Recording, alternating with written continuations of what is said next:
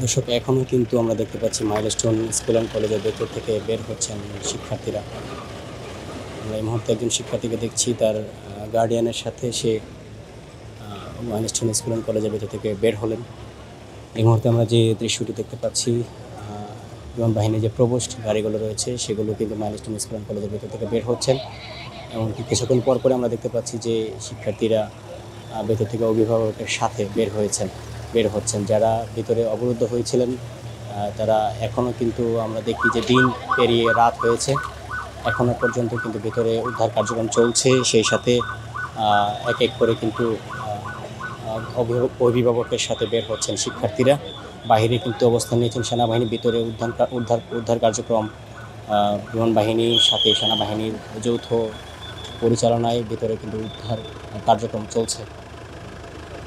Milestone school and college আজকে বেলা 1:06 দিকে বিমান বাহিনীর একটি প্রশিক্ষণ ফাইটার জেট, যেটি বিধ্বস্ত হয়ে মাইলস্টোন স্কুল অ্যান্ড কলেজের একটি ভবনের মধ্যে ছিটকে পড়ে, সেখান থেকে শুরুর দিকে কিন্তু বহু হতাহতের আশঙ্কা করা হয়েছিল। পরবর্তীতে সরকারিভাবে জানানো হয় 19 জন নিহত হয়েছে। বহু হতাহতের আশঙ্কা করা হয়েছিল। পরবর্তীতে জানানো হয় যে 19 জনের মতো নিহত হয়েছেন এবং কয়েক শতাধিকের মতো আহত হয়েছেন, যারা বার্ন ইউনিট, ঢাকা মেডিকেলের বার্ন ইউনিট। সেই সাথে আমরা দেখতে পাচ্ছি যে বিমানের যে ধ্বংসাবশেষ কিন্তু পিকআপে করে নেওয়া হচ্ছে। বিমানের যে ধ্বংসাবশেষটি আমরা দেখতে পাচ্ছি এই মুহূর্তে, সেই ধ্বংসাবশেষ পিকআপে করে কিন্তু নেওয়া হচ্ছে। সেই ধ্বংসাবশেষ বাংলাদেশ বিমান বাহিনীর গাড়িগুলো এক এক করে, যারা এতক্ষণ ভিতরে ছিল তারা এক এক করে বের হচ্ছেন। এবং আমরা দেখেছি যে একেবারে আমাদের সামনে দিয়ে কিন্তু যে ফাইটার জেটটি বিধ্বস্ত হয়েছিল, সেই ফাইটার জেটের ধ্বংসাবশেষ কিন্তু পিকআপের মাধ্যমে কিন্তু মাইলস্টোন স্কুল অ্যান্ড কলেজের ভেতর থেকে বের করা হচ্ছে।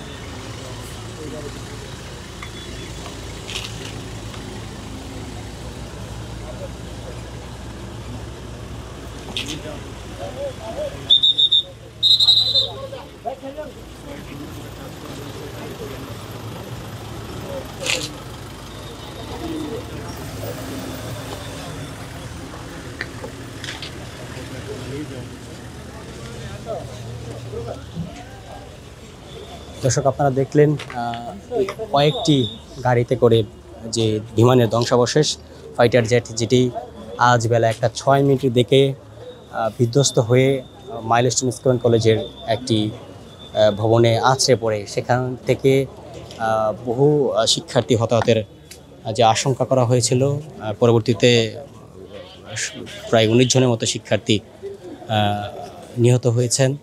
এমনকি শতাধিকের উপরে শিক্ষার্থী যারা বিভিন্ন হাসপাতালে চিকিৎসাধীন রয়েছে। এই মুহূর্তে এখান থেকে কিন্তু আমরা দেখেছি যে ফাইটার জেটটি যেটি বিধ্বস্ত হয়েছিল সেটি কিন্তু পিকআপের মাধ্যমে বিমান বাহিনীর গাড়িগুলোর সাথে ছিল। সেই পিকআপের মাধ্যমে কিন্তু ফাইটার জেটটি এখান থেকে নিয়ে যাওয়া হয়েছে।